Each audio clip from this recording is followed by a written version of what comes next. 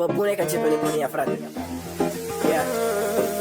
Ochi albaștri sau căprui nu mai contează, tată. E super frumoasă și mult prea bine îmbrăcată și arată ca poze, mâncaia-și botul ei. N-aș da nici dacă mi-ai dat mie de femei. Ochi albaștri sau căprui nu mai contează, tată. E super frumoasă și mult prea bine îmbrăcată și arată ca poze, mâncaia-și botul ei.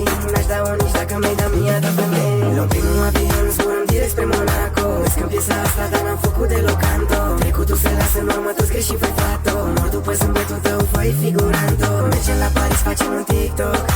Mergem la un mic amenerito. La o terasă să bem mojito.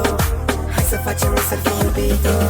Știi că mor de tine tot mai rău. Știu că mor de mine și sunt dragul tău. Vreau să fim ca Delia și Nane în cum era. Nu s-o ard supăra ca lava în lipsa ta. 100 de femei, mami, să se dea la mine. Dintre toate știi vrăjeala ta nu are nimeni. La fel și inima rău meu. Nu o să se desparte niciodată de a ta. Te uiți la mine dulce, vorbești cu mine dulce și nu știu cum mă faci, dar și când ne certăm ești dulce. Minus și plus, dau buzele să trag. Tu cu minte eu colant, o încă eu țigan.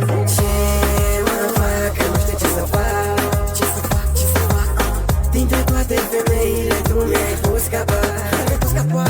Îți dau ce vrei, mami, chiar dacă n-am bani. Mă duc și la fura, dau și în camin și golani. Că n-am văzut ca tine, de-aia meriți orice și trec peste limite să-ți fac coftele. Are talent născut, pe toate le-a întrecut, pe toate le-a pierdut, pe toate le-a capit. Cine ar fi crezut că sunt atât de norocos, că o să împart totul la doi. Dumnezeu Iisus în cer și ne-a unit pe noi, ne-a unit pe noi. Dumnezeu Iisus în cer și ne-a unit pe noi. Să facem ce vrem noi și numai cum vrem noi. Sexul este în minim doi, dragostea numai în doi. Și în parcă mă așteaptă, e ca o felină. Și-ar da toți averile să stingă pielea fină. Nici Kim Kardashian, nici Ariana Grande n-au putut să dea un bărbat așa rău cu spate.